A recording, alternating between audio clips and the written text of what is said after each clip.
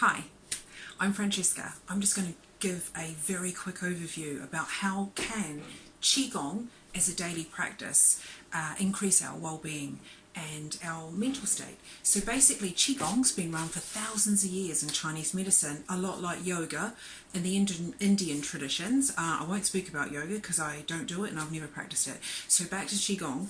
Qigong has four major pillars that uphold the practice, and the first one is about posture, and then we'd look at breathing and mind control and movement. So if we break that down, I just want to elaborate a bit about that and how it can help us. So there's a social psychologist called Amy Cuddy. I quite like her studies. Sometimes she gets knocked, but actually Amy did some good stuff. And she talks about postural gesturing, so being in dominant positions such as, going like this, so that we're like the primates, if you like, in nature, that have been studied wildly and in in-depth ways, that if we have like an expansive posture, this was actually recognized when, say for example, the silverback gorillas or the other primates, the chimpanzees, when they have an alpha male leading the pack, that when the rest of the male pack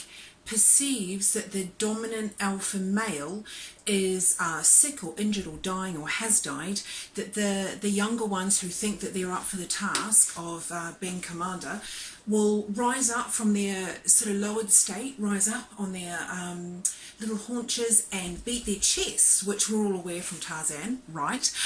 So basically what the science has now proven with this behaviour in humans too is that open dominant states such as standing like this, or the Wonder Woman pose, which is what Amy Cuddy's study was about, was that it increases confidence, it changes metacognition, it does this by hormones that it increases in the bloodstream, such as testosterone goes up and stress, cortisol goes down. So when we're submissive in a pack environment, we know that cortisol is usually going through the roof, testosterone's down. So the strength hormones, or the ones that we rely on for confidence, are affected.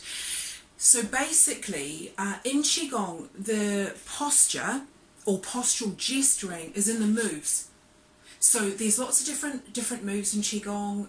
There's lots of different forms that we can use and embrace. I think if we stick to getting the form right, the posture right, we know that having good posture in the form every day influences spinal anatomy, and all our nervous system runs up our spine, goes out to all our systems in our body and our organs, and this creates a neurosignature. So all posturing has a neurosignature which cascades through the body and the mind, and how we are affected, and also how our cognitive function is affected. Now, when we think of postural gesturing, we know a sad or depressed person is more like this, in a more submissive pose, and we know that a joyous person is usually more with their chest out and they're open and their spine not necessarily straight, not like steel, but elongated.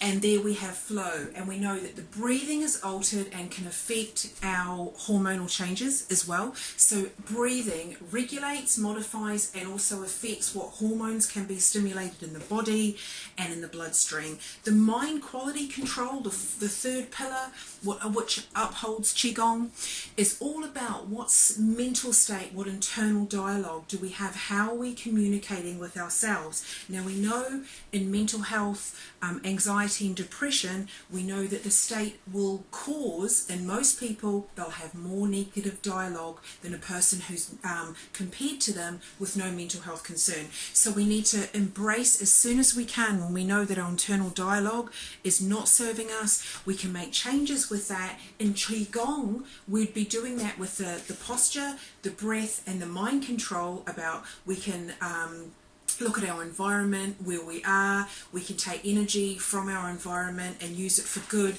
We can focus on different parts of the body, like a really common acupuncture point here, well-known acupuncture point I mean, it's called Qigong, and we concentrate on different parts, so we're not feeding the negative internal dialogue. We're giving our brain a rest, if you like, to go into rest and digest mode, and there we have much more positive reaping, if you like, of what we can do with our internal state. So in order to regulate and modify our internal dialogue, we make neuroplastic changes. How do we make positive neuroplastic changes that serve us? Well, what we do is we through repetition, constant repetition, a daily practice, habit, behaviour is how we incorporate changes in our nervous system. So the movement, of course, in the Qigong promotes blood supply, oxygen, circulation, and to utilise it best, we create a daily practice. So we might only learn 1 or 2 movements in our daily practice,